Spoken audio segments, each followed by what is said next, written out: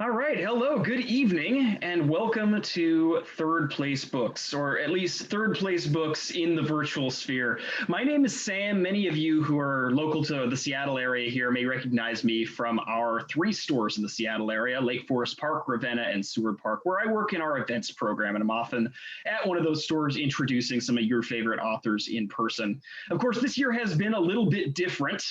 We are not able to currently welcome authors into our stores physically, but luckily we've been able to keep this series, our author series, going online, doing events like this all year round. And one of the really cool things about this has been that we've been able to welcome people from all around the country, sometimes all around the world, to our author events. So wherever you're joining us from tonight, and whether you're coming to Third Place Books for the first time or the 100th time, welcome, thank you. We are so glad that you are here with us. I have just a couple of announcements to make, as always, before I get out of the way. And the first has to do with books, of course. Tonight, we are here celebrating the release of a brand new book, an important book, an ever more timely book, even just in the last few weeks, and one that we've been really, really excited about this year. It is As the World Burns by Lee Vanderbilt. It is out brand new from Timber Press here in their Northwest Press out of Portland, Oregon. That book is on our shelves at Third Place Books, and you can order it tonight if you find yourself so moved. I'm going to drop a link in the chat in just a moment to purchase that book. You can click on that link, buy the book from Third Place Books, and you can either opt to pick it up at Third Place Books at one of our three locations if you're near, or if you're far, you can opt to have that book shipped to you. USPS Media Mail is how we start. We also have speedier shipping options if you prefer, and either way, you're supporting the U.S. Postal Service as well as Third Place Books, and that is a service that businesses, small businesses like ours here in America, rely on every single day. And we also have Kendra Atleework here with us tonight. Some of you may have joined us for Kendra's author event for her new book, new this summer, Miracle Country, and may have already picked up that book. If not, I highly recommend that you do. It's just a gorgeous memoir. It is from our friends at Algonquin Books.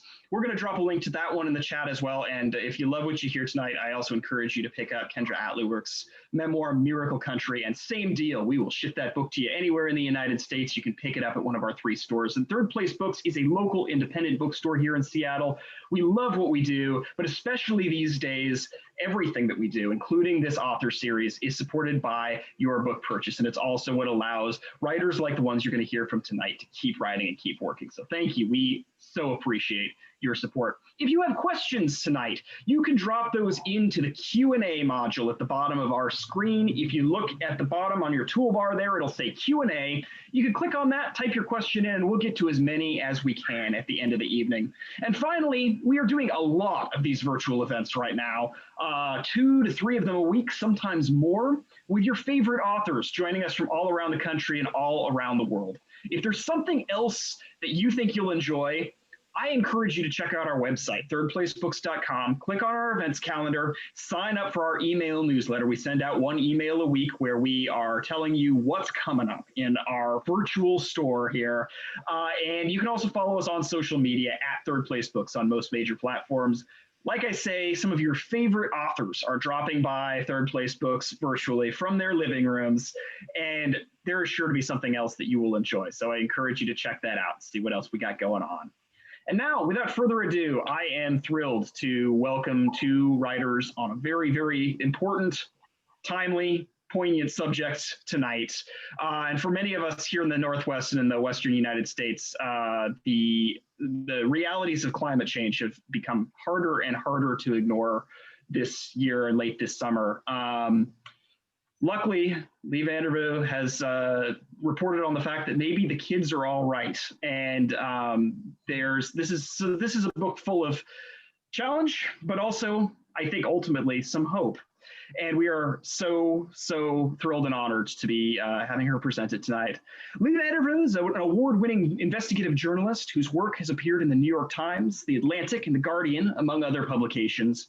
Her 2016 book, The Fish Market, which chronicles the gentrification of the sea in the name of sustainable seafood, won an Oregon Book Award for general nonfiction. She joins us tonight from Portland, Oregon, and As the World Burns is her new book.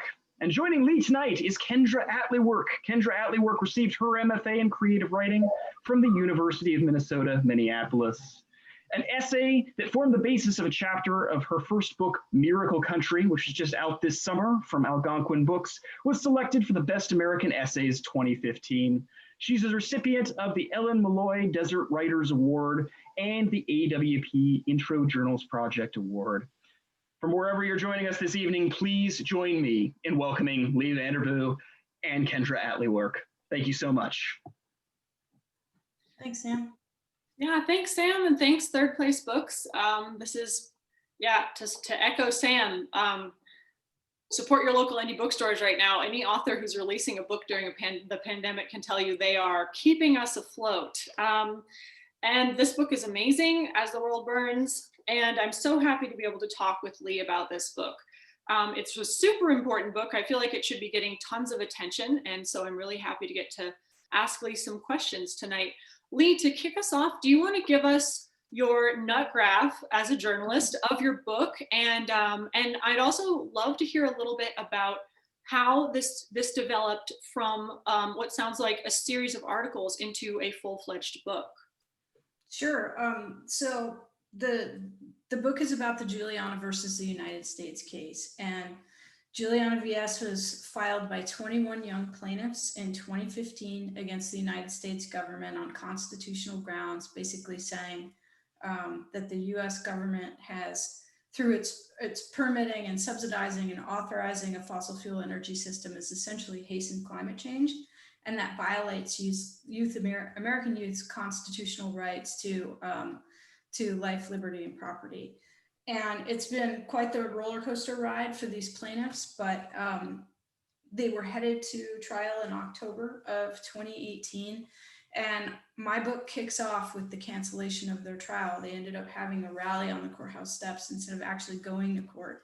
And I followed the plaintiffs for the year afterward, which turned out to be a year of record-setting heat, drought, wildfire, and political turmoil. So it's an incredibly strange backdrop. And I would say that for me, the nut graph of the story is, I guess, the question that they brought to the courts, right? Like, do young people have a right to a livable planet? And if so, is the government obliged to preserve it to them? And it was just a really interesting ride to sit with that question for a year with such young plaintiffs and watch them kind of wrestle with it and fight for it, and argue for their trial to happen. Yeah, and so this book, As the World Burns, does a really, so I learned a ton reading this. I feel like it's the kind of book that if you think that you're versed in climate and stuff like that, and as a layperson you read the climate science as it comes out, you feel like you have a sense of what's going on. But I learned so much from reading this book, especially about the relationship between the government and fossil fuels. So I learned a lot that I didn't know, and I feel like I have a lot better talking points now.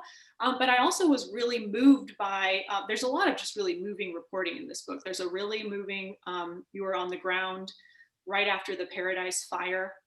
You were one of the first in there, watching what that was like for the people who had survived. And you also really spent time with these kids, these plaintiffs who are, what is the age range of those plaintiffs from, I guess they aged throughout, when the trial started, what was kind of the age range? When the trial started, I believe they were 8 to 19. They're now 13 to 24. Yeah, so kids. Do you want to tell us a little bit about the range of kids that were involved in this lawsuit and why they took this on? Because one of the things I really that really struck me was this sense of lost childhood, which these kids are losing their childhood because they're plaintiffs in a major case and they're being interviewed on major media, but it sort of metaphorically resounds with the theft of childhood from future generations. Yeah, absolutely. So it's a pretty diverse group of kids. About half of them come from Oregon. The other half come from Alaska, from Hawaii, from New York, from Pennsylvania. One lives on a barrier island off the coast of Florida. One was originally litigating from Louisiana. She has left since then. And if you read the book, you kind of know that that's a plaintiff that was under incredible pressure. They come from very different backgrounds. About half are people of color, 6 are have indigenous roots. So very different stories, very different fights. There's one plaintiff who has lived her life on the Navajo Nation. The second named plaintiff, who's Chutezcot Martinez, grew up in the Mexica tradition. His father is Mexica, but he grew up in Colorado. So really, really unique group. And they're pretty much litigating like everything from the death of fruit trees to asthma, worsening allergy impacts. There's 2 young men who are, they grew up on farms in Southern Oregon, and they're litigating threats to their farms from wildfire and from drought. Levi Draheim, who's the youngest plaintiff, lives off the coast of Florida on a barrier island, and he is litigating the fact that his island's going underwater. Ditto for Miko Vergun, who is Marshallese. She was adopted in the United States from her birthplace in the Marshall Islands, and she's in the case representing island nations. So really, really neat group of people with a whole very different backgrounds and complaints. And the argument that these plaintiffs are making is that the government, not that they didn't do enough to mitigate, but that they are directly responsible for climate problems. Is that right? Right. And you know, the US government has actually conceded in this case that it is responsible for 25% of the carbon accumulation in the atmosphere, like in the world, which is strange because, you know, even the Trump administration stipulates to that. I feel like if this case had ever gone to trial or ever does go to trial in the future, that's just something that so skirts public view. Like day to day, I think the political theatrics would convince us that this administration believes otherwise, so that its lawyers are in court basically stipulating like, no, we're like long time responsible for the carbon accumulation in the atmosphere. Is pretty interesting. So the federal government is saying, yeah, we did do this, but this isn't something you can go after us for in court. Yeah, it's kind of a tobacco defense, if you will. You know, the first part of it is, well, you may have worsening allergies and asthma, but you can't prove that climate change is the reason why. And you know, even if you could prove it, you know, you can't really sue us over it anyway. Because we don't know, for example, when the ice caps are going to melt or when the sea levels are going to rise, and you can't sue us over a harm that hasn't happened yet, and when you don't even know it will occur. And also, if it is going to happen, isn't it too late to do anything about it? Really, we shouldn't be here. That's essentially where the government's at. If you look at tobacco litigation, same playbook. That's really interesting that it's almost being rejected by the federal government on technical grounds rather than, oh, you're accusing us of something we have nothing to do with. Yeah, I mean, for a period there was even some discussion about whether they couldn't just do away with the part of the trial where they would even have to introduce any science, because both sides were in agreement of that the science is the science and the government's responsible for it, partially responsible for it. I found all of that fascinating. I did not know that. And you're right, the political theatrics would suggest that that is not the party line. What that sort of feeds into something else I found so interesting about this book, which was this idea, sort of like the tobacco example, that the public has been fed a certain line of thinking about this, kind of on both sides of the political aisle, whether it's like there's nothing we can do and it's not that urgent, or it's a conspiracy theory. And both of those ways of thinking are very maybe deliberately cultivated. Is that something you can talk about? Yeah, oh, absolutely. I mean, I think that there is a very orchestrated, coordinated disinformation campaign that's been hard at work since George W. Bush administration, and it's well documented. you know, the way that it was described to me by a historian that I interviewed for the book was essentially that, you know, it used to just be that we would have maybe some disagreement about these issues, and actually prior administrations were very progressive on them. The Carter administration, Nixon as well. Even Bush Sr. Took steps toward remediating climate change, but the Bush family was very close to the oil industry, and you started to see an actual rollback of policies and concerted disinformation in that day.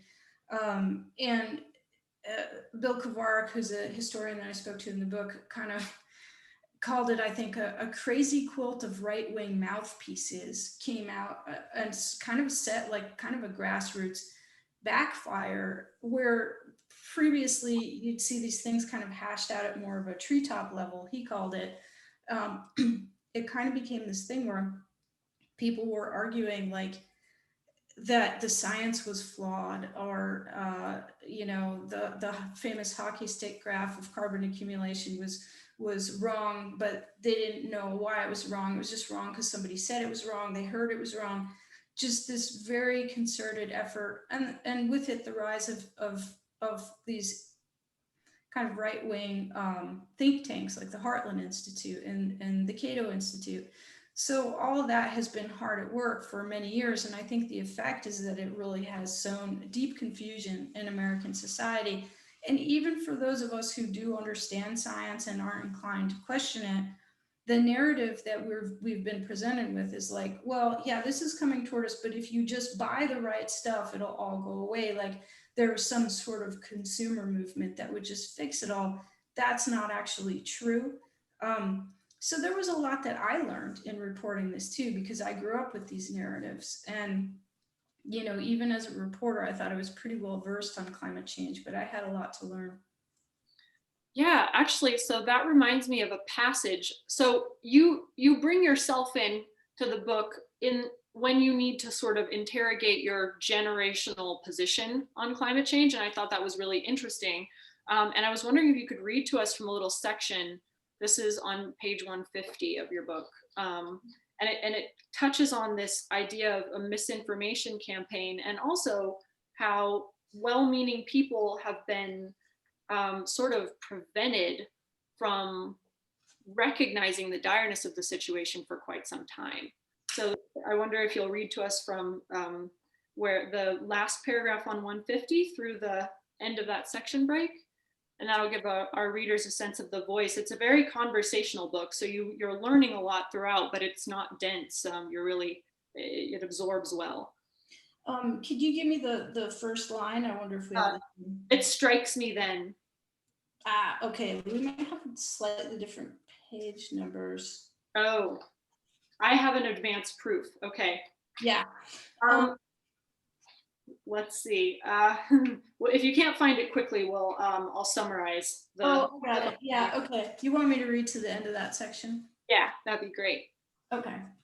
It strikes me then why so many people think climate change is a conspiracy. Because when you have a government in possession of such extensive scientific knowledge, and that government is abdicating responsibility to act while its leaders pander to moneyed special interests, and those interests get ever more moneyed by seeding doubt about the need to ever do anything, that actually is a conspiracy.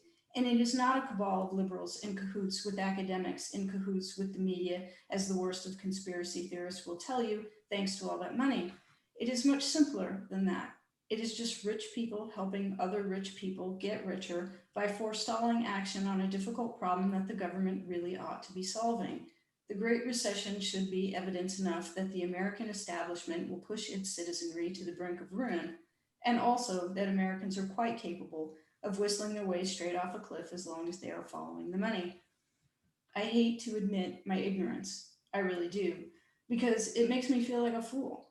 I knew that oil drives wars and elections, drives the politics of the Middle East.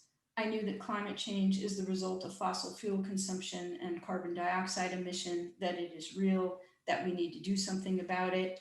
But I didn't know that my government saw climate breakdown as imminent, did not heed dire warnings for decades, meanwhile supported policies and industries that worsen this problem, and also engaged the nation in a debate about whether the problem even exists, eating the clock while it counted down to a crisis that only compounded. In soccer, this period of endgame dawdling is called garbage time. And when I look at these walls, see this enormous banner, I realize I have been living my entire adult voting life in garbage time. Thank you. Yeah, that interrogation of the self, I feel like, takes up just the right amount of space to sort of acknowledge when the reader is sort of wondering, where do I fit in all of this, and where does my generation fit in? But also, and then this observation that you make, that is just rich people helping other rich people get richer by forestalling action on a difficult problem that the government really ought to be solving. That's such a great summary of this whole entire crisis. And it makes me feel like, and you talk about this, that the climate crisis really ought to be a uniting thing for regular people on both sides of the political aisle. And some of your plaintiffs could speak to that. What sense did you get in your research for this of the role that maybe like deliberately dividing people, or just the politicization of everything and the lack of civil discourse has on stymieing progress on climate?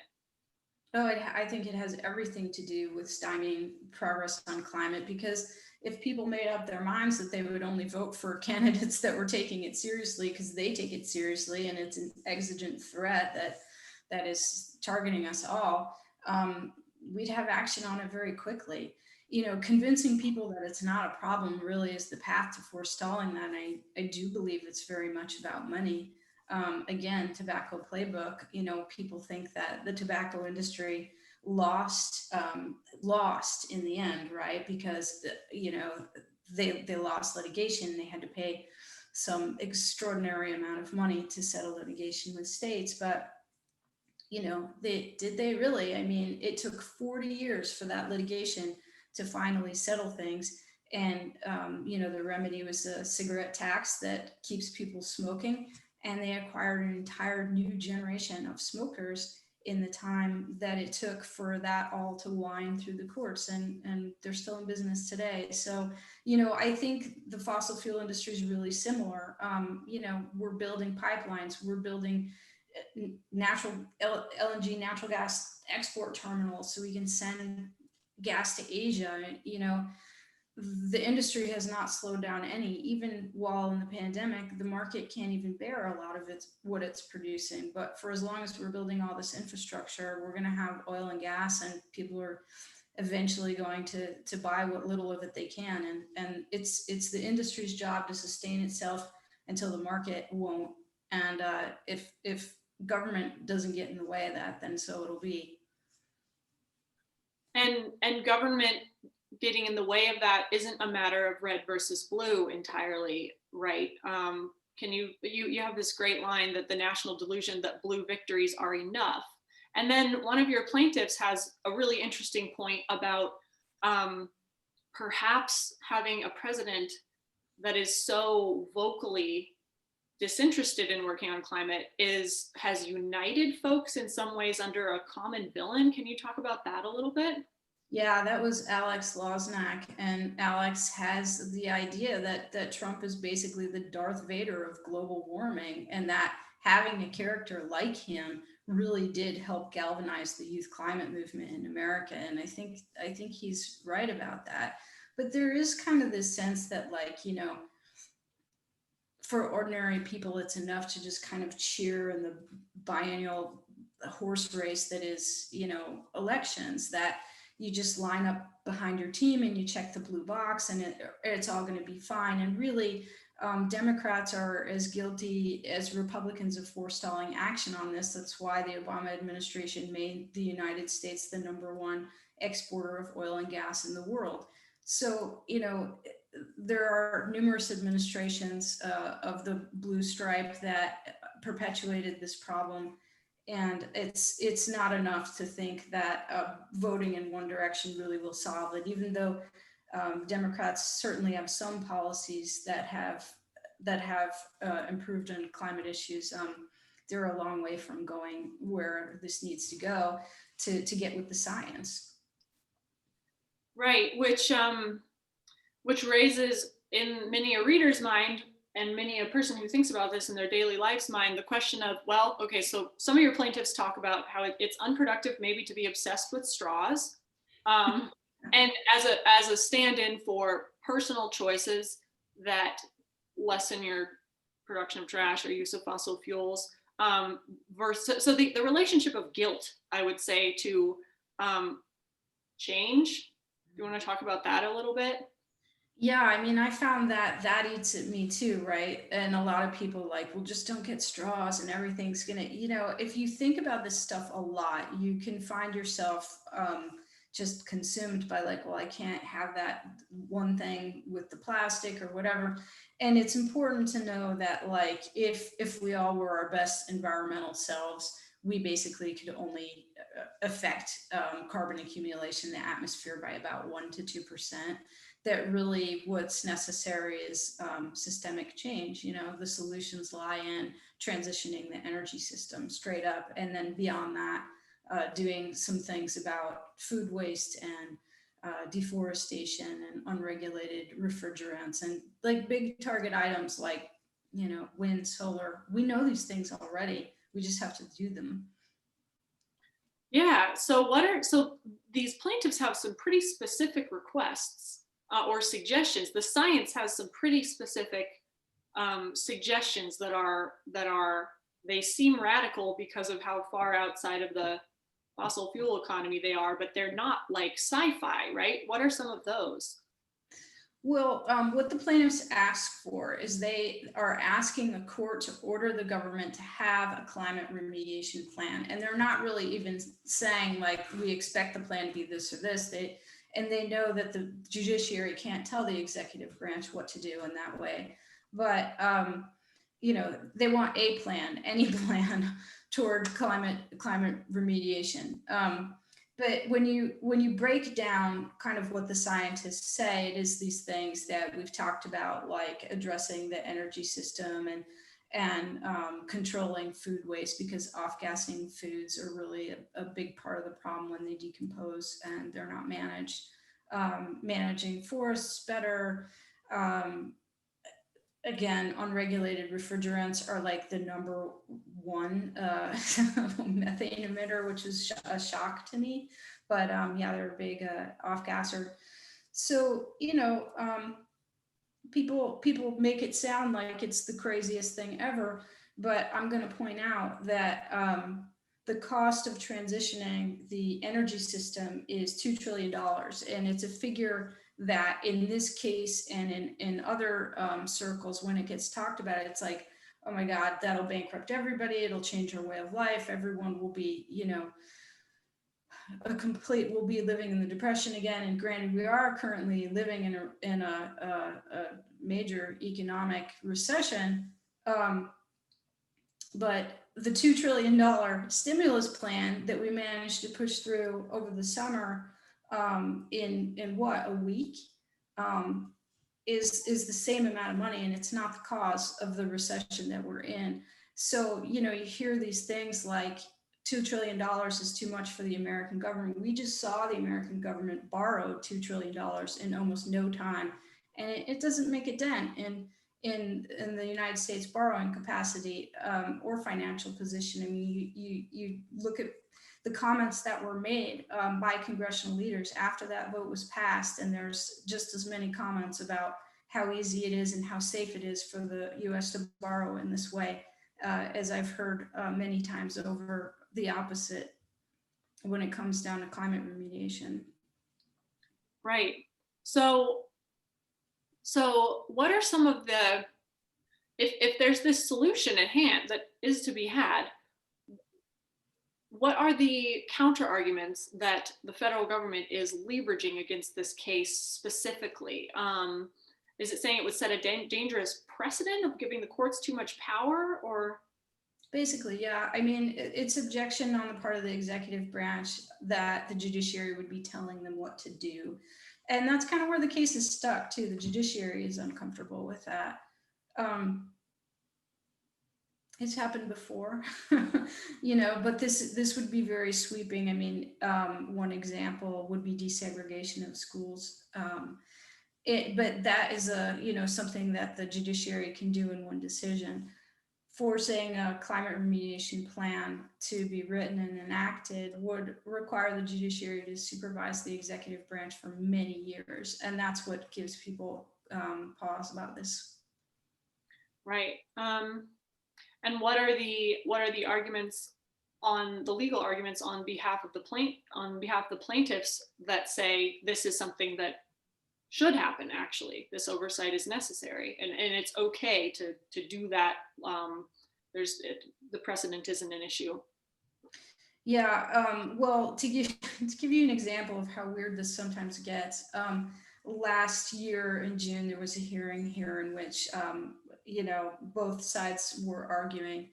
The plaintiffs, of course, arguing for that this infringes on their constitutional rights, and one of the judges asked the government's attorney, who was saying you can't go to the courts to halt anything. You have to vote people out of office.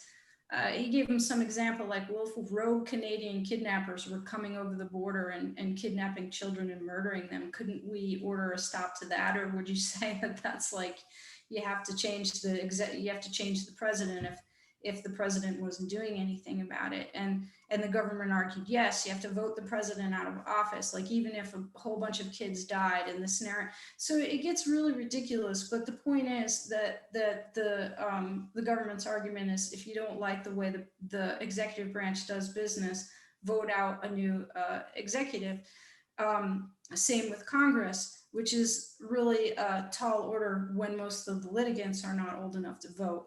And so their case is, we don't have any remedy. We have no remedy at all. Like, they're basically saying that this violates their constitutional rights to grow up, to continue to run their farms, to live on their barrier island, to still have their fruit trees, to not have horrible asthma or be living through wildfires, and to have children of their own someday and not be worried about these things.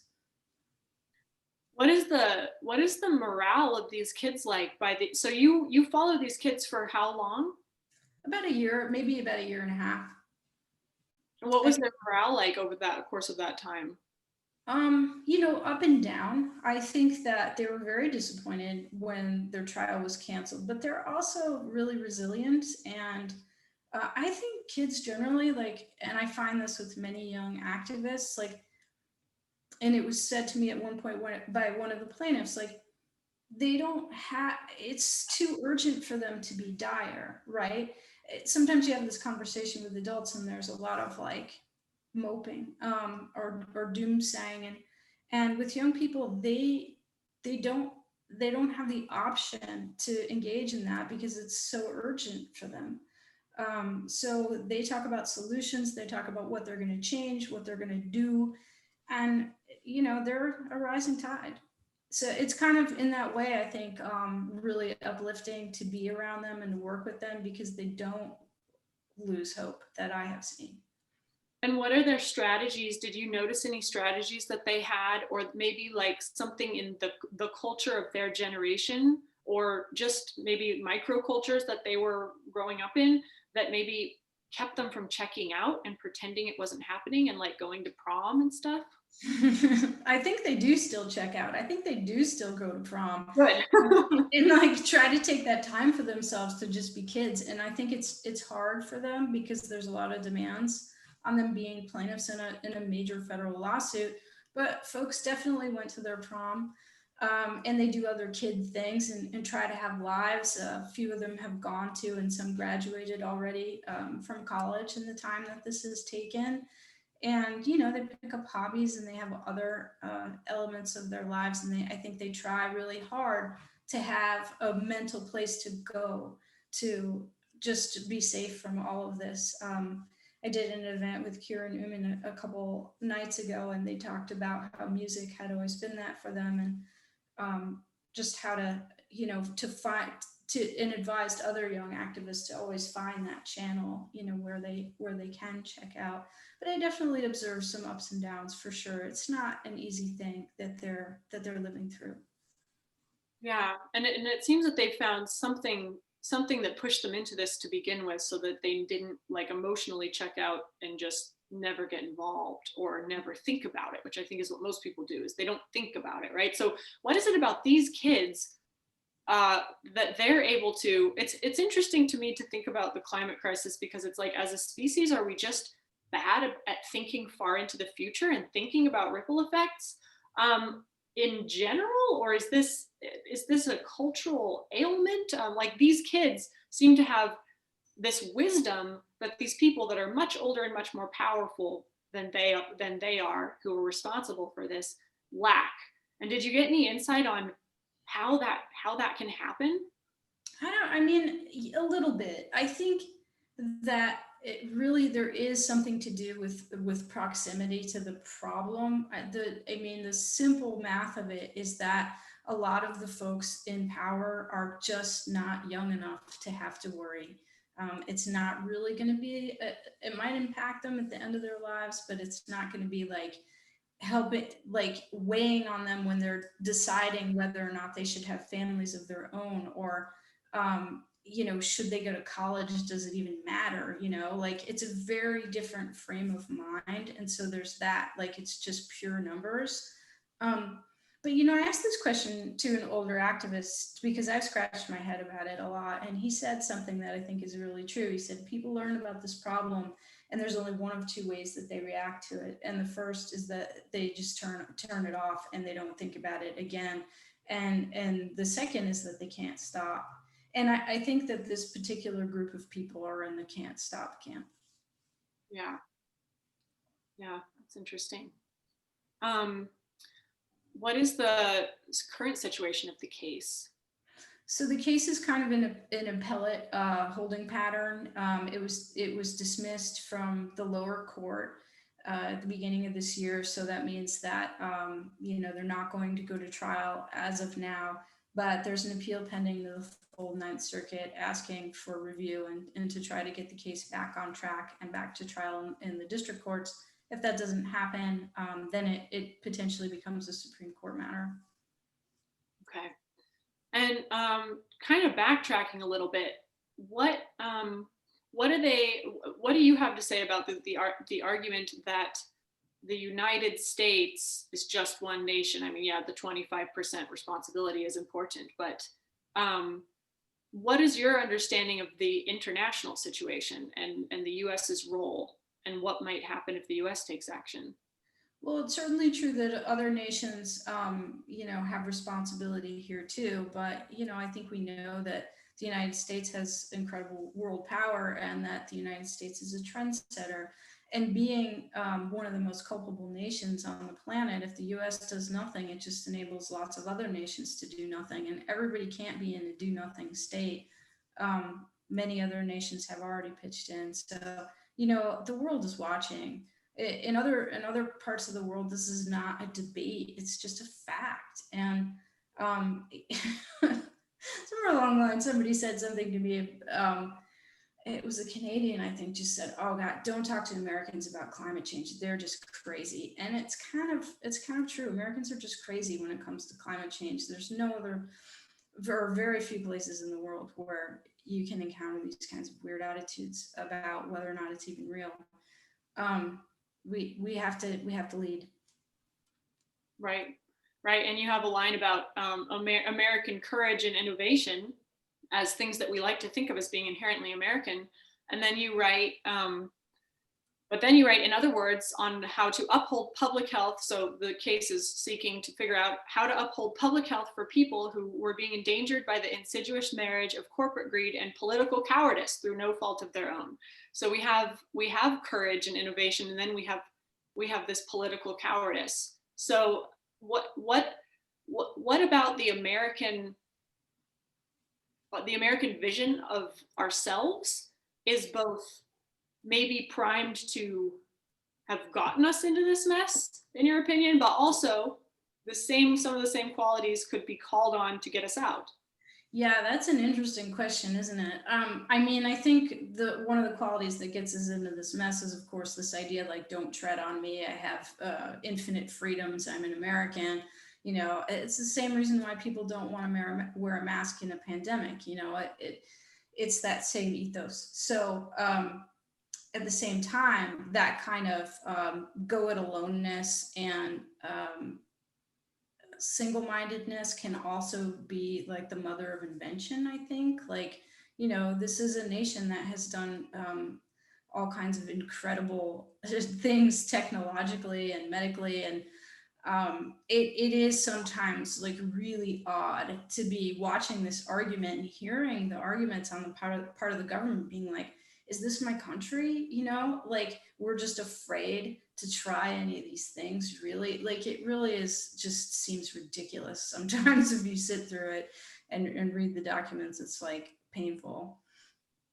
Right. So it seems a bit like it's maybe in the general public, it's a fear response, fear of the unknown, perhaps. And that's being drummed up by the people that stand to lose a lot of money if things change. Yeah, and also confusion, right, from disinformation. I mean, I've talked to very intelligent people who, you know, one friend to me said to me at one point, like, I really want to do something about climate change and I know it's important, but I really like my house and I don't want to have to give up my house. Like, there's nothing about climate remediation that's going to force anyone to give up their house. And these kinds of things, these ideas that we're all going to have to go live in like little apartments, like that's not real, you know, but it is what people think. And I don't think we can ignore anymore the power that disinformation campaigns really have in America. We're living in such a fractured information system that you can't blame people for falling for some of this stuff. Even people who are diligent about it just sometimes have a hard time really being educated through no fault of their own. Right. There's a really important call for good rhetoric. And that's why that's what this is so great about this book. It's like excellent storytelling and human stories, and also this information that needs to get out there. So hopefully the folks that want to do something about this can use smart rhetoric, try not to politicize things unnecessarily. But Yeah. other countries have handled this. Can you talk about what it was the Netherlands? What did the Netherlands do? Yeah, there was a very similar lawsuit in the Netherlands in which the plaintiffs won. And the Netherlands went through a climate remediation planning process where the government took stock of, okay, how much carbon dioxide is our responsibility? What can we do to wind it down? They came up with a plan and they've implemented it. Nothing broke. And I've seen Scandinavia held up, well, that's not Scandinavia, but Europe and Scandinavia held up as models for how different things in the pandemic sort of worked well. And they got away with like more reopening and stuff. And it's interesting to think about how that would translate into America, because we're such a sprawl and so big. But it's really inspiring that there are models out there that could be employed, right? What about us is keeping us from doing that? I mean, that's hard to summarize, but.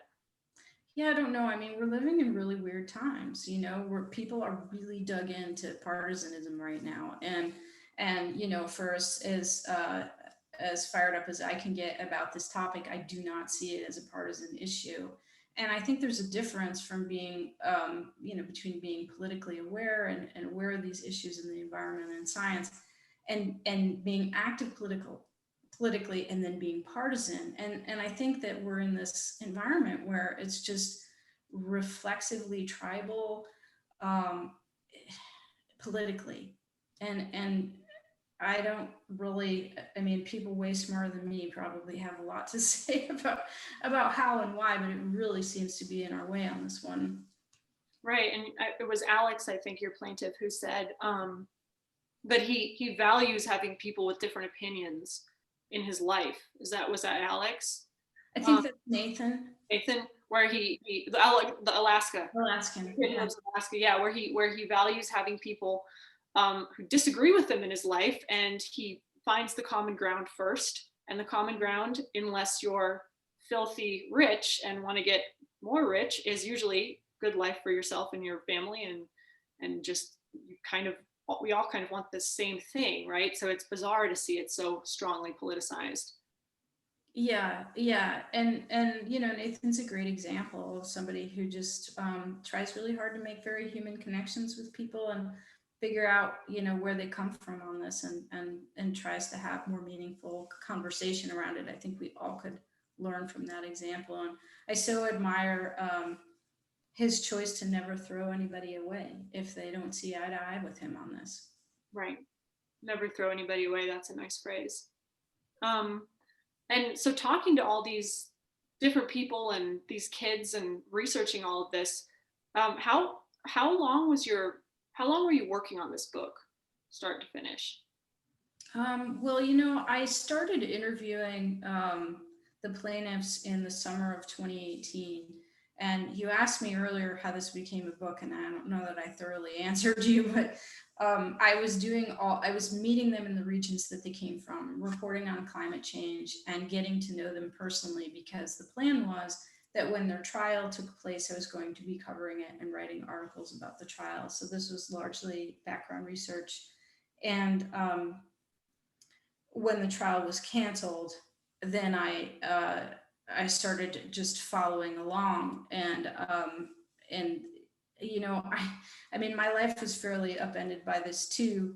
Not to say it's any comparison, but it factors into the answer to the question, which is just that I had moved to Eugene, Oregon, so that I could cover the trial, and I was in this rental in Springfield, actually, right outside Eugene, where I just didn't have that much going on.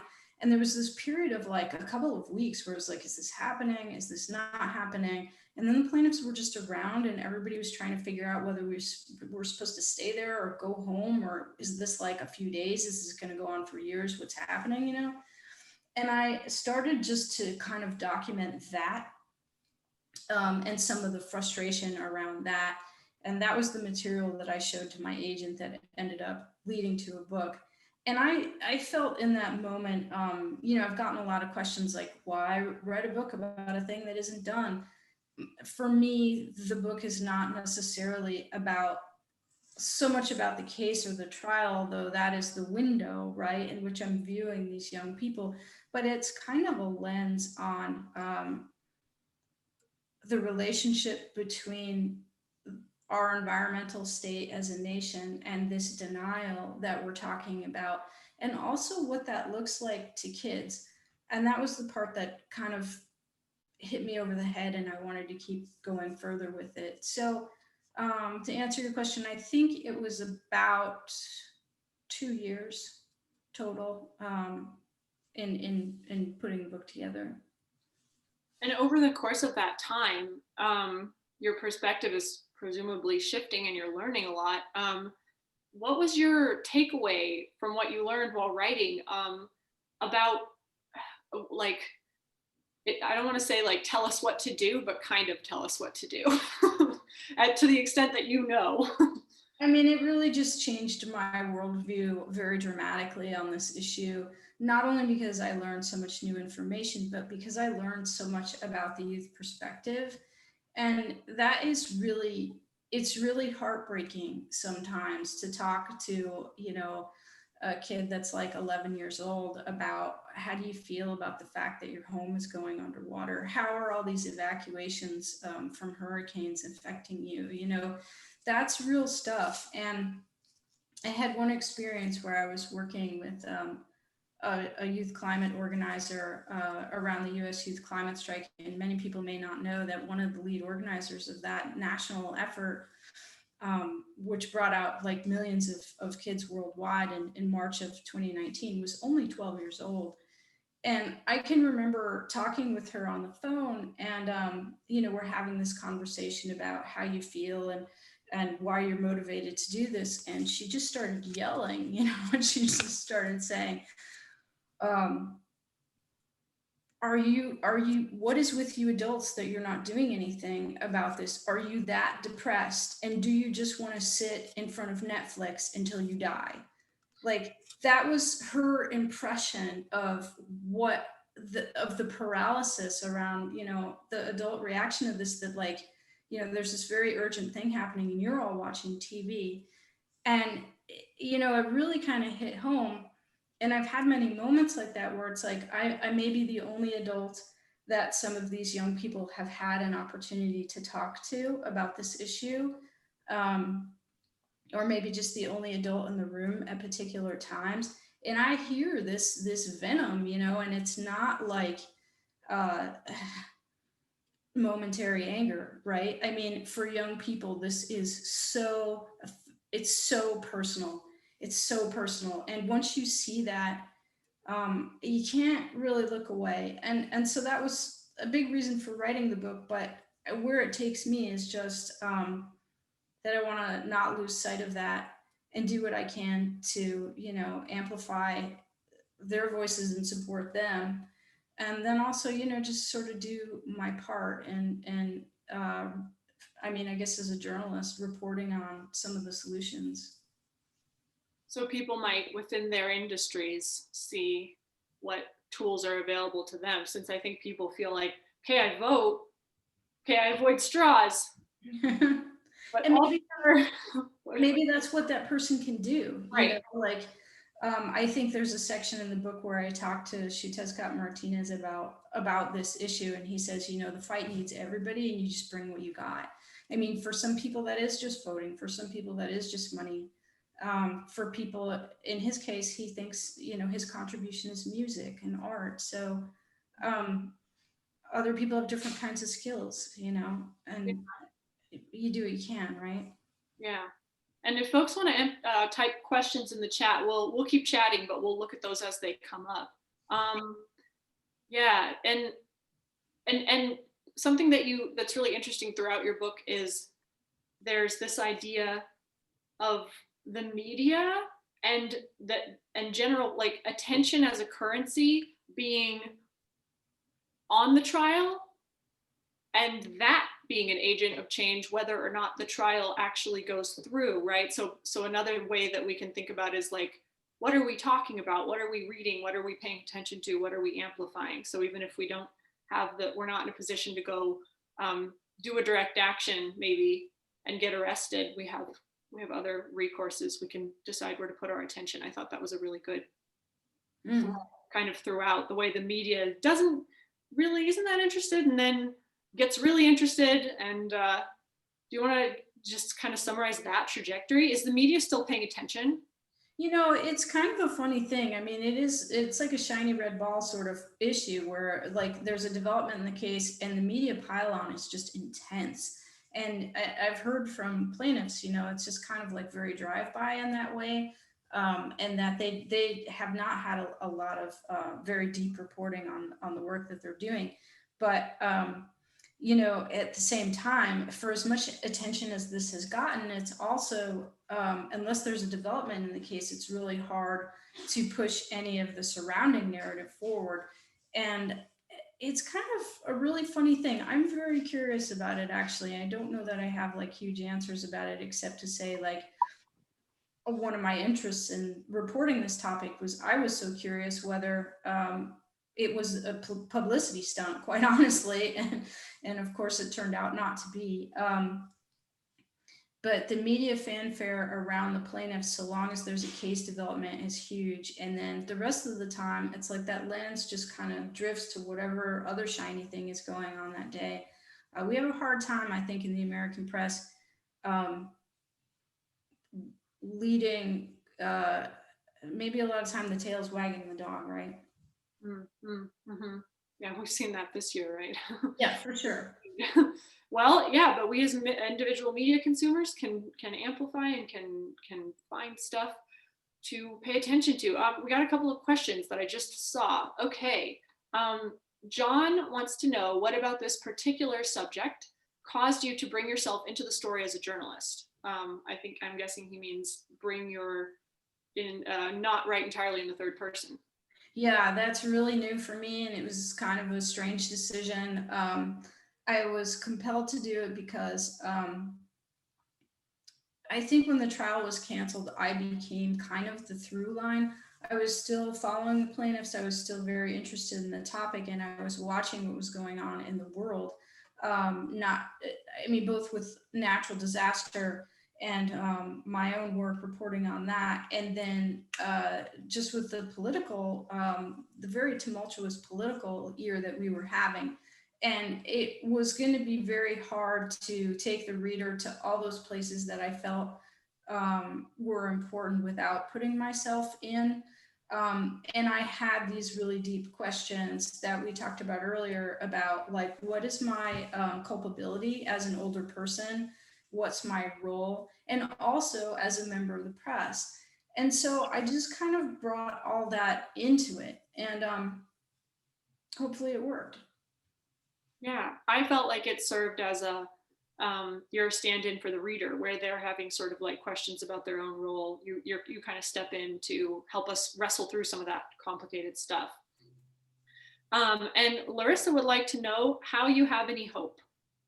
How do I have any hope? Well, I've met so many hopeful young people. It's hard not to have any hope. And I remember in early days, actually, Nathan Bering, the plaintiff from Alaska, said, when my parents were my age, there was no internet. And look at the world now and how different it is because of the internet. Like, when I'm twice as old, who knows what'll be here? Like, you can't imagine that we're going to have to solve this problem with the tools that we only see right now. And I thought that was such an amazing thing to say. And I've actually spent a fair amount of time thinking about it since. Is like, he's right. We'll have innovations that we can't even imagine right now, especially if we all turn our focus to this problem and unite around it rather than, keep clawing each other apart about it. We'll do incredible things that will advance the technologies and the solutions faster than we have so far. Sure, and something that I'm always harping on in my writing that I felt resonated with your book is this idea that culture is built it's a collection of choices, and things might feel inevitable, but they're all based. If you go back and study history, as you have, you see that outcomes and therefore culture and the way cultures handle problems are the product of a bunch of different choices. So they might feel inevitable, but they're not. They're actually based on choice. And that means the choices that we're making right now are going to be creating that into the future. And also, if we give up, they win. True. Yeah, great. Any other questions? Okay. Well, I've come back at just the right time. Thank you so much, Lee and Kendra. I've been enjoying listening to this conversation between the two of you this past hour, and I hope that everybody else out there has been as well. It has been clarifying, and in a way, it does make you feel a little bit hopeful at the end to know that these young folks out here are continuing to work hard against, what sometimes seem to be insurmountable odds, but that they have that hope. It makes you not want to sit and watch Netflix. Right. In fact, it might make you want to read a great book, and one of them, of course, that you could read is As the World Burns, to learn a little bit more about this landmark case, about what's going on. It'll teach you some things about climate change that maybe you don't know. So again, tonight, if you're so moved, we encourage you to pick up a copy of As the World Burns. There's a link in the chat to buy that book from Third Place Books. We're happy to ship that book anywhere in the country to you, or you could pick it up at one of our 3 neighborhood locations if you're here in Seattle. And also pick up a copy of Kendra Atleework's memoir, Miracle Country, beautiful memoir out earlier this year.